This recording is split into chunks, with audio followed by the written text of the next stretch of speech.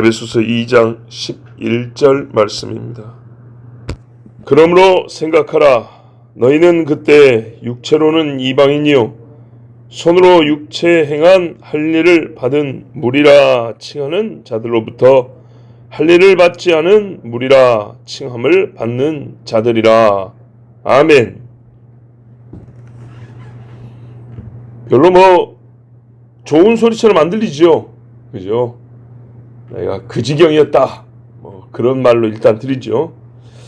자, 오늘 이 말씀 본문을 이해하기 앞서서 우리가 이제 잊지 말아야 될 것을 하나 좀 짚고 시작하려고 하는데, 그게 뭐냐면 우리가 지금 바울이 에베소라는 이방 지역 교회에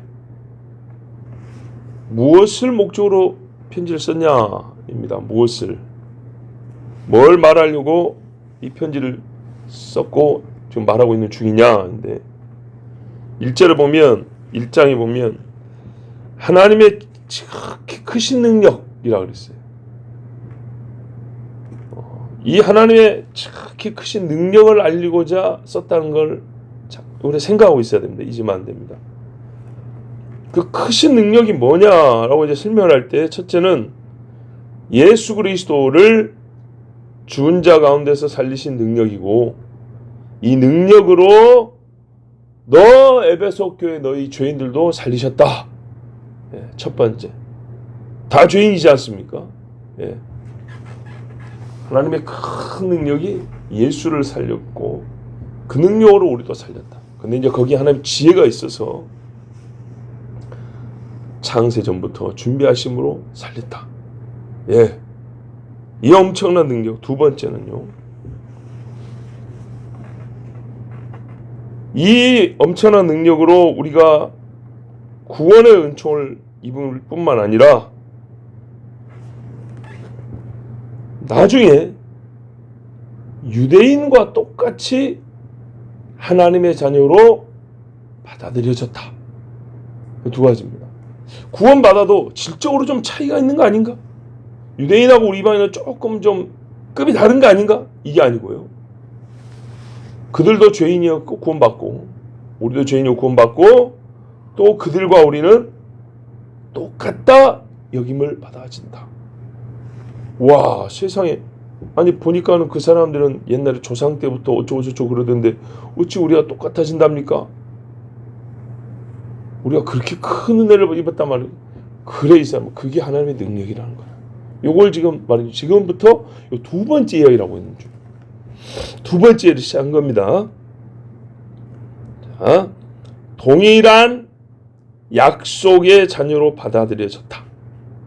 그냥 구원이 아니고, 저 유대인들은 약속을 하고 구원받았고, 우리는 좀 그 약속은 없었는데 중간에 하나님이 불쌍히 여겨갖고 그냥 끼워준 거 아닙니까? 아니다. 그래서 어떻게 하냐, 최종적으로 앞에 보니까 만물을 그리스도 안에서 통일되게 하려 함이라 그랬지 않았습니까? 어디 나왔죠? 갑자기 생각이 안 나는데, 보면 저 1장 10절에 나왔어요. 통일되게 하려 함이라는 하나님의 최종적인 뜻이 이루어진다. 이 장에도 이제 좀 이따 보면 뭐가 나오냐면요, 유대인과 이방인의 한 세 사람을 지으시고 이렇게 돼 있어요. 요게 사실 통일이라는 얘기입니다. 이제 통일의 중요한 부분이죠. 자, 이제 본문을 보면요, 이런 맥락을 기억하시고 말씀을 봅니다. 지금부터 무슨 이야기 시작한다고요?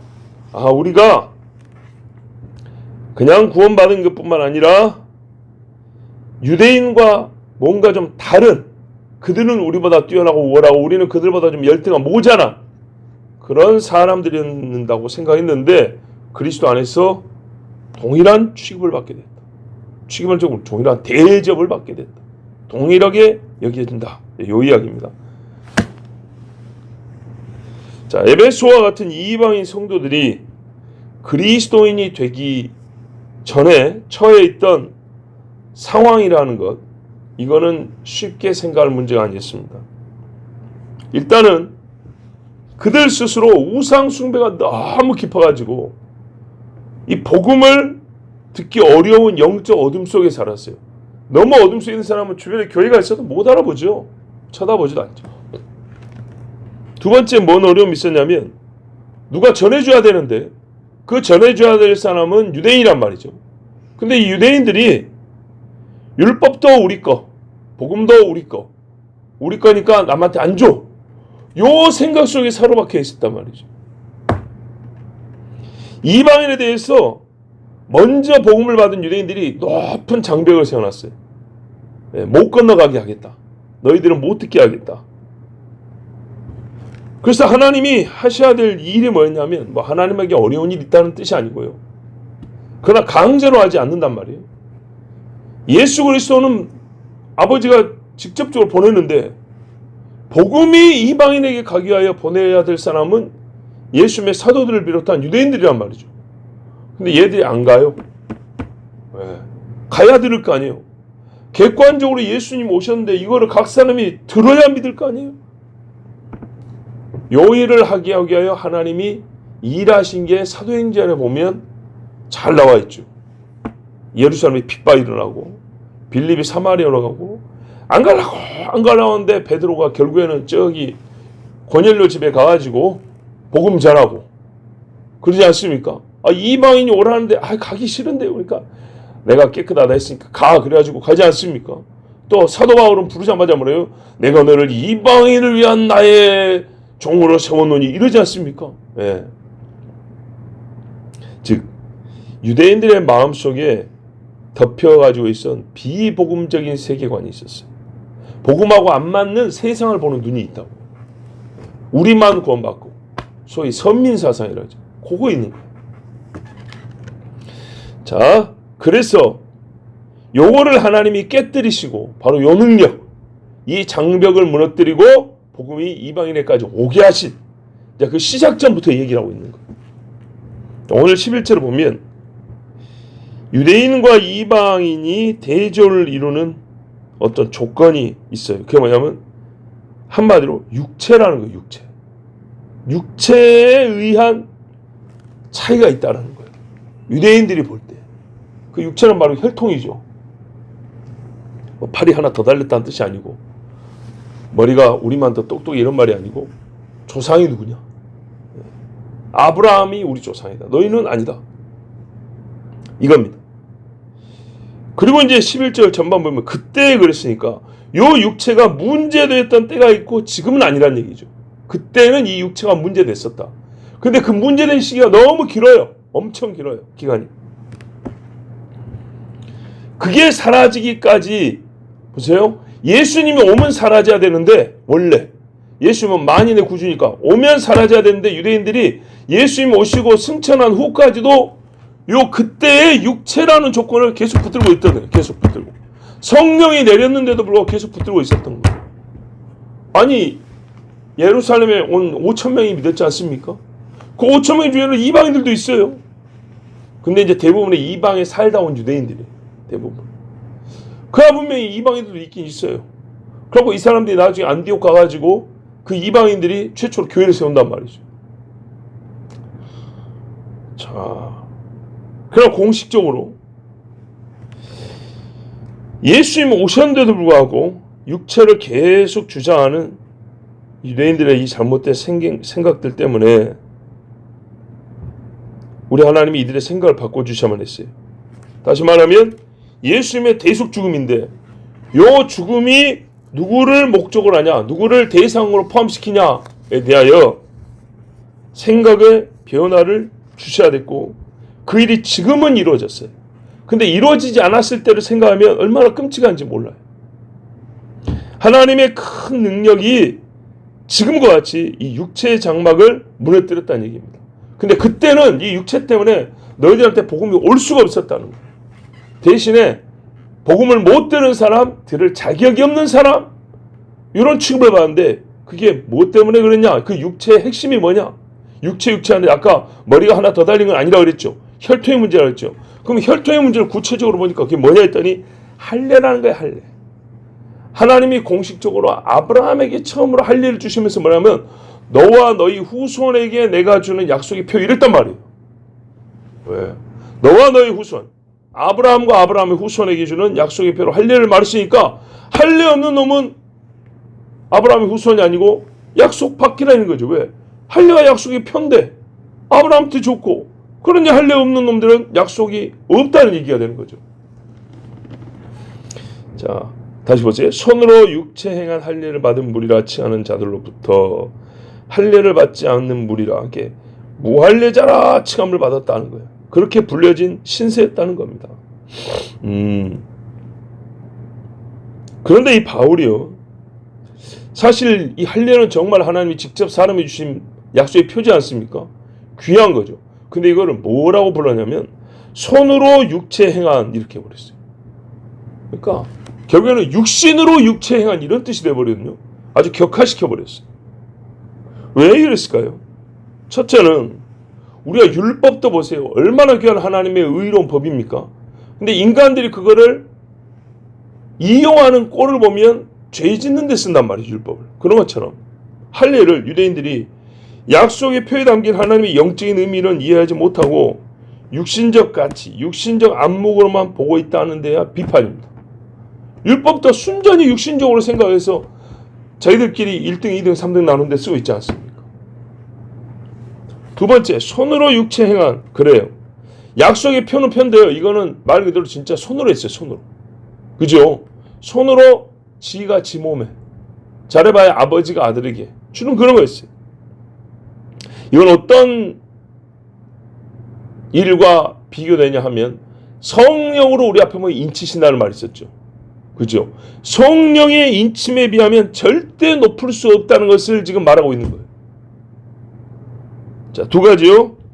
육신적으로만 본다 너희들이. 그리고 성령으로 약속의 인을 친 거하고 비교하면 할례가 성령보다 높다 할 수 있냐? 그런 말인 거예요. 그런데 유대인들은요, 성령도 모르고, 예수를 믿은 사람도 요한의 세례밖에 모른다고 하는데, 성령 세례를 모른다 하는데, 저 유대인들이 성령으로 인친다는 걸 알겠습니까? 모르죠.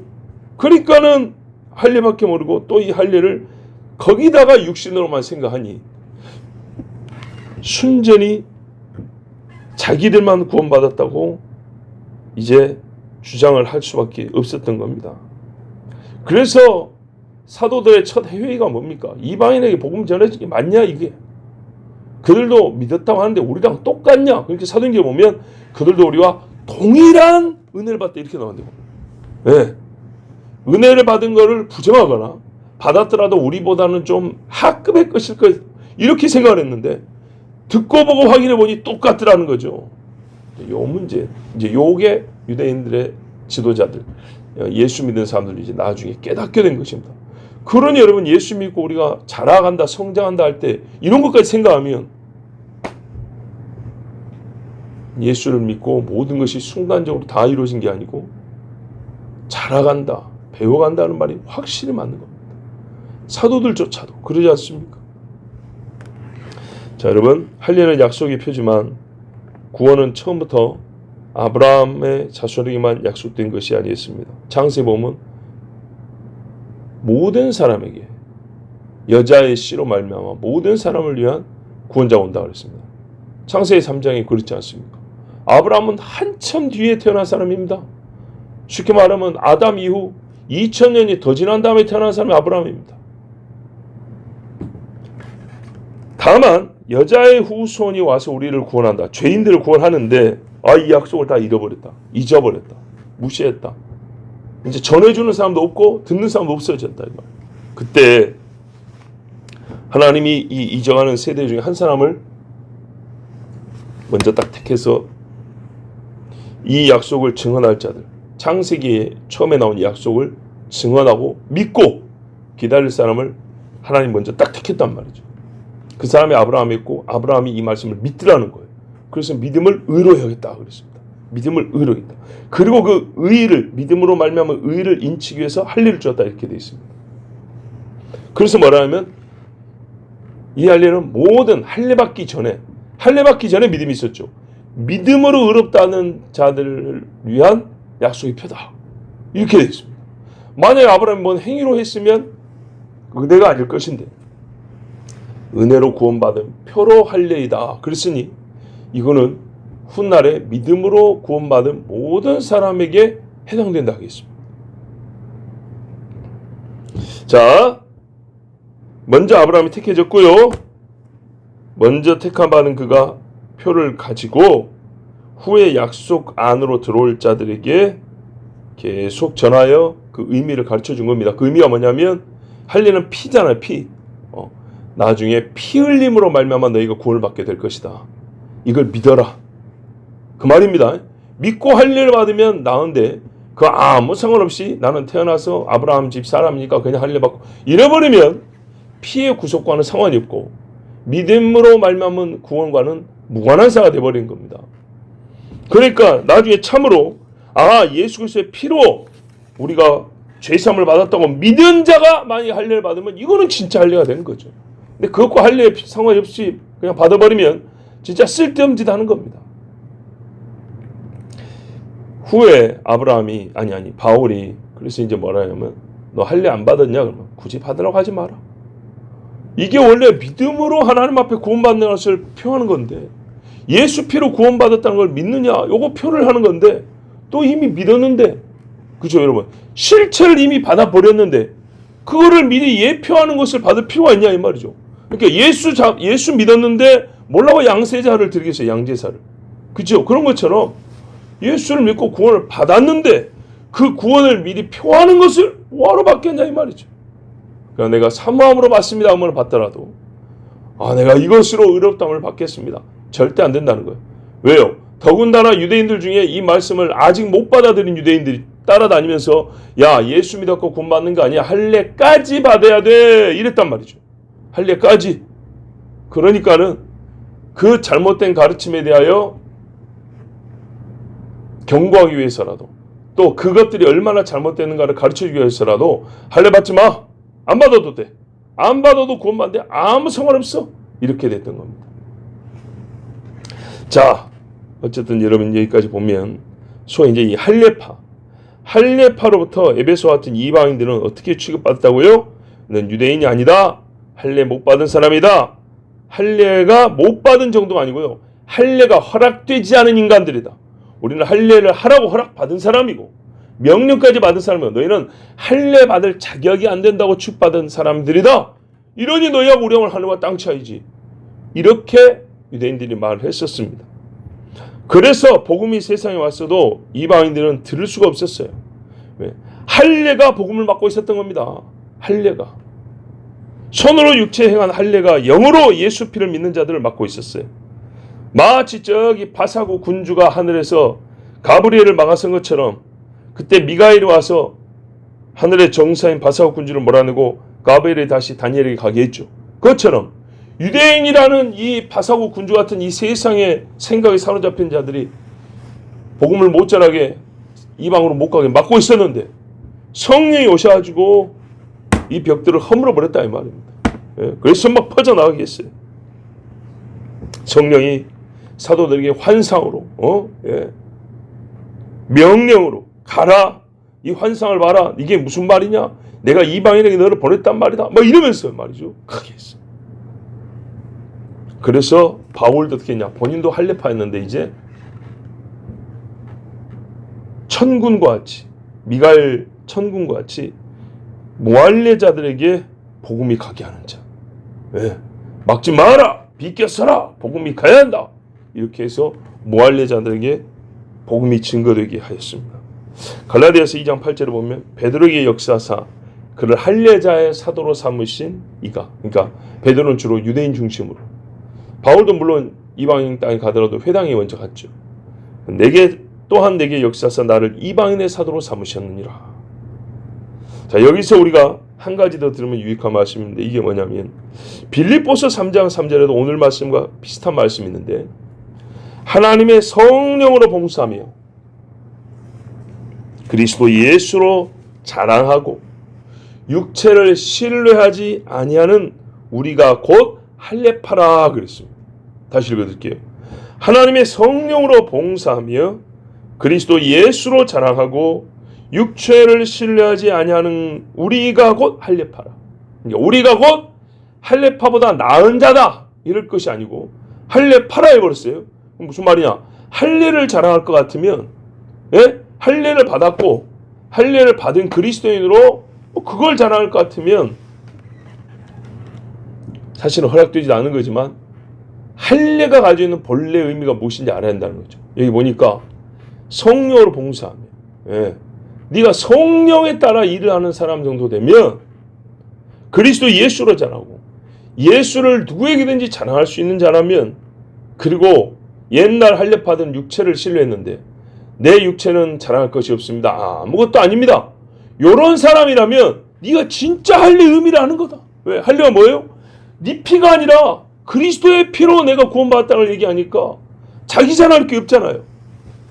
그러고 네가 할례를 받았다면 야, 너는 진짜 오리지널 할례다 이렇게 말할 것인데, 그러지 않다면 소용없는 것이고, 정말 그렇게 믿고 산다면 할례를 안 받았더라도 우리가 진짜 할례 받은 사람을 할 것이다. 자, 이거를 빌립보서 말씀을 유대인들의 반대하는 반유대적 감정으로만 읽을 것이 아니고, 또는 다른 조건으로 할례파를 재정의하는 것이 아니라 할례는 본래 믿음으로 의롭다함을 받는 표라는 것을 얘기하는 겁니다. 로마서 4장 11절에도 그가 할례의 표를 받은 것은 아브라함이죠. 무할례 시에 믿음으로 된 의를 인친 것이니 이는 무할례자로서 믿는 모든 자의 조상이 되어, 무할례자로서 믿는 모든 자의 조상이 되어 그들도 의로 여기심을 얻게 하려 하심이라. 그러니까요, 요 믿음으로 의롭다함을 받은 자들 우리가 진짜 할례파라. 그러므로 여러분, 그리스도 예수 안에서 하나님의 자녀된 자들은 굳이 할례를 받을 것이 아닙니다. 10절에 우리 본문 10절에 보면 창조 시부터 우리에게 명하시고 허락한, 우리 하나님의 형상으로서 살라고 하신 말씀 있죠. 그 명하시고 허락하신 선한 일에 힘쓰면서 살아갈 것입니다. 예수 믿고 이렇게 살아가는 사람이 어떤다고요? 성령으로 사는 사람입니다. 그리스도를 아는 지식 안에서 사는 사람입니다. 이 사람이 진짜 할례파입니다. 그래서 고린도전서 7장 18절 19절에 할례자로서 부르심을 받은 자가 있느냐? 무할례자가 되지 말며, 무할례자로서 부르심을 받은 자가 있느냐? 할례를 받지 말라. 할례 받는 것도 아무것도 아니요 할례 받지 아니하는 것도 아무것도 아니로되 오직 하나님의 계명을 지킬 따름이니라. 아멘. 하나님의 계명은 율법, 그리고 율법 이전부터 모든 사람에게 창조시부터 말씀하신 거예요. 그게 오늘 우리 본문, 어제 읽은 본문의 10절에는 하나님이 우리를 어떻게 해요? 창조할 때, 지으실 때 미리 정하여 우리로 그 가운데 행하게 하려 한 일, 예수 믿었으면 그렇게 살아가면 됩니다. 이게 참 할례파입니다. 기도하겠습니다. 아버지 하나님 감사합니다. 새벽이지만 덥습니다. 바람이 불어도 걸어오는 길에 땀이 납니다.